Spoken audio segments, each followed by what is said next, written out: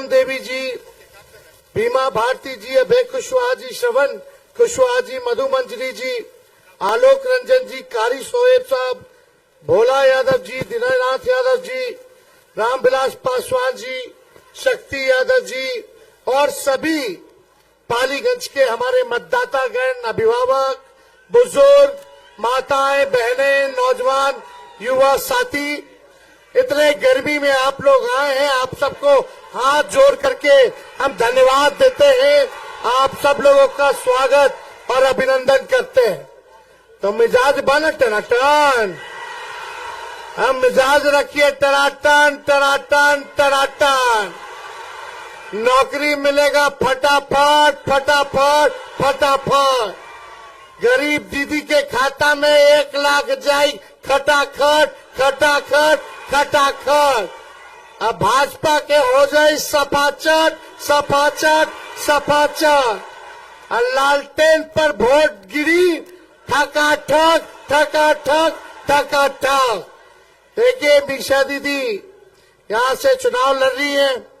आप सब लोगों से अपील है कि लालटेन पर बटन दबा करके इनको भारी बहुमत से जिताएं और लालू जी, राहुल गांधी जी के हाथों को मजबूत करने का काम करें। ज्यादा समय हम नहीं लेंगे। हम तो आपके बीच आते रहते हैं, अपनी बात को रखते हैं, लेकिन 17 महीने में हम लोगों ने जो काम किया वो 17 साल में भी नहीं हुआ। 5 लाख लोगों को, नौजवानों को सरकारी नौकरी दिया गया। 3 लाख नौकरी प्रक्रियाधीन करा दिया गया। समझो 8 लाख हो जाता, वरना चाचा जी ने पलटते तो चाचा जी पलट गए। अब पलट गए कि भाजपा वाला हाईजैक कर लिया। वो तो बुजुर्ग हैं भाई, हमारा तो पूरा सम्मान है अपने चाचा के प्रति। बुजुर्ग हैं, अभिभावक हैं, यही कामना है कि जहां भी रहे सुखी रहे, स्वस्थ रहे। लेकिन चाचा ने कहा था जो 14 में आए हैं वो 24 में जाएंगे। मुझे पूरा विश्वास है, भले ही चाचा जी का शरीर वहां है लेकिन मनवा यही जाए। कल चाचा जी बोल दिए नरेंद्र मोदी जी, उनकी इच्छा है कि नरेंद्र मोदी जी मुख्यमंत्री बन जाए। कभी न कभी तो अंदर की बात सामने आ ही ना जाती है। बनारस में नामांकन हुआ, वो हुजा नहीं गए। मोदी जी के नामांकन में नहीं गए, चाचा जी बीमार हो गए थे। अरे बूझे वाला बूझा था कि सोना आकर पीता रहा। सब समझने वाले समझते हैं। तो हमारा तो पूरा सम्मान रहेगा। लेकिन आप देखिए, हम लोगों ने 17 महीने में आप लोगों से वादा किया था जाति आधारित गणना कराएंगे, हम लोगों ने कराया। और नरेंद्र मोदी जी मना कर दिए थे। जब हम मिलने गए थे तो 1 घंटा हमारी बात हुई। पूरा बिहार का डेलीगेशन, हर पार्टी का डेलीगेशन गया था। उनका ये मंसूबा था कि अगर भाई जाति आधारित गणना हो जाए तो आरक्षण को बढ़ाना पड़ेगा। हम लोगों ने बिहार में 75% आरक्षण को बढ़ाया। लेकिन नरेंद्र मोदी जी के धमनी में भी आरक्षण का वो विरोध करते हैं। वो लोग नहीं चाहते। सॉलिसिटर जनरल तुषार मेहता को खड़ा कर दिया गया था। जब हम लोग कास्ट बेस्ड सर्वे करा रहे थे सुप्रीम कोर्ट में उसके खिलाफ, ये आरक्षण विरोधी लोग हैं। जब मंडल चला था तो मंडल विरोधी, आरक्षण विरोधी यात्रा में अपने गुरु अडवाणी जी के सारथी बने हुए थे, आरक्षण का विरोध कर रहे थे। और यहाँ बिहार आकर के बोलते कि लालटेन वाला पिछड़ों का, गरीबों का, दलितों का आरक्षण छीन लेगा, अति पिछड़ों का। अरे लालू जी ने तो गरीबों को आवाज दिया, मंडल कमीशन लागू कराया, किया कि नहीं किया? सबसे पहले हमारे कर्पूरी जी ने आरक्षण की सीमा को बढ़ाया था, सबको आरक्षण दिया। पिछड़ेपन की सिफारिशें थी उनको हम लोगों ने दिया। लेकिन मोदी जी आप बिहार आकर के केवल झूठ बोलते, केवल झूठ बोलते। लेकिन इस बार बिहार की जनता झूठ का बदला लेगी। आप जो नफरत फैलाते हो, हिंदू मुसलमान की बात करते हो, इसका हिसाब बिहार की जनता, पालीगंज की जनता लेगी। बताओ पालीगंज की जनता, 10 साल प्रधानमंत्री रहे वो, 10 साल से सांसद उनका, 17 साल से राज्य में सरकार उनका, अगर 17 महीने हमारा हटा लो तो बताओ पालीगंज को उन लोगों ने क्या किया। मोदी जी ने एक काम बताओ जो पालीगंज के लिए किया हो मोदी जी का। वो काम की बात नहीं कर सकते, वो केवल बकवास कर सकते हैं। क्या बकवास कर रहे बिहार आके? उनको हिसाब देना था 10 साल बिहार के लिए क्या किया, देना चाहिए था कि नहीं देना चाहिए था, लेकिन उन्होंने हिसाब नहीं दिया।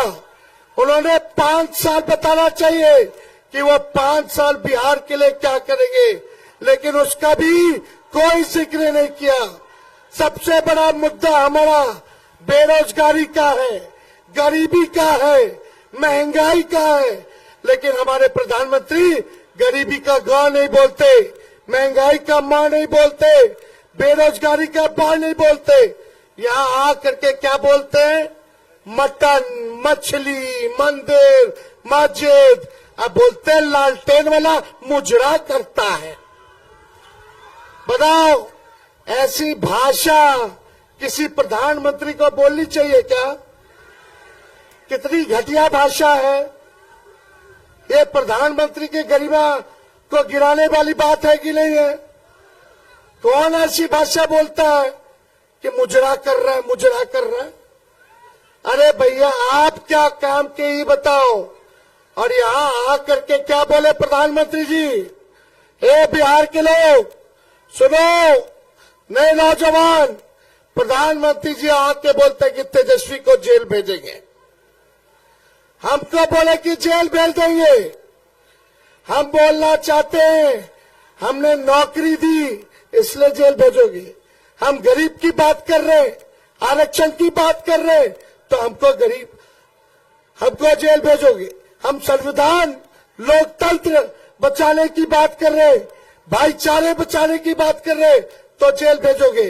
ये तानाशाही और इस पर उनका जो घमंड है, बिहार की जनता तोड़ने का काम करेगी। जिसको मन उसको जेल भेजो। कहते हैं राहुल जी को जेल भेज देंगे, हमको जेल भेज देंगे, हेमंत सोरेन जी को जेल भेज दिया, केजरीवाल जी को जेल भेज दिया। हम मोदी जी को कहना चाहते हैं ये दिल्ली और झारखंड नहीं बिहार है, एक बार हाथ लगा करके दिखाओ।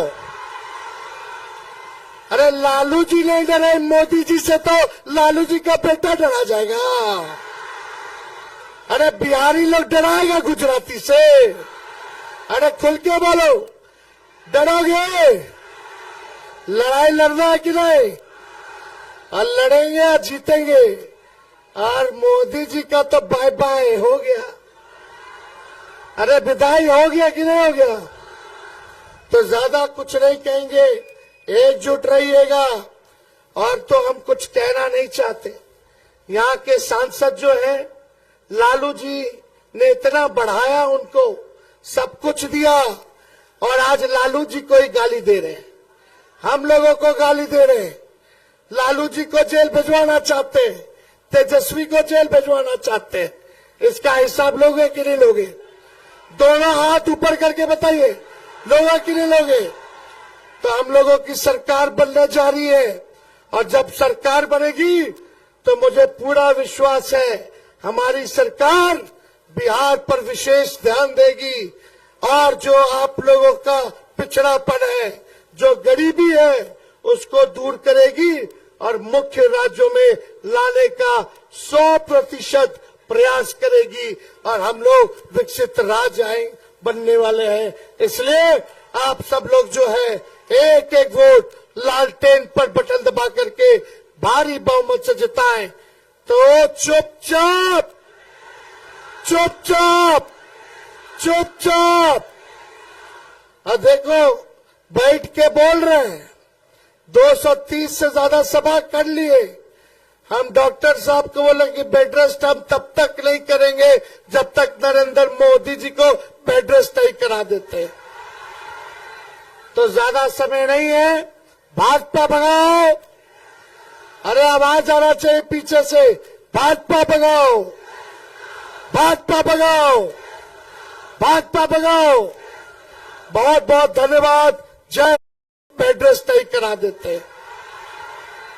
तो ज्यादा समय नहीं है, भाजपा भगाओ।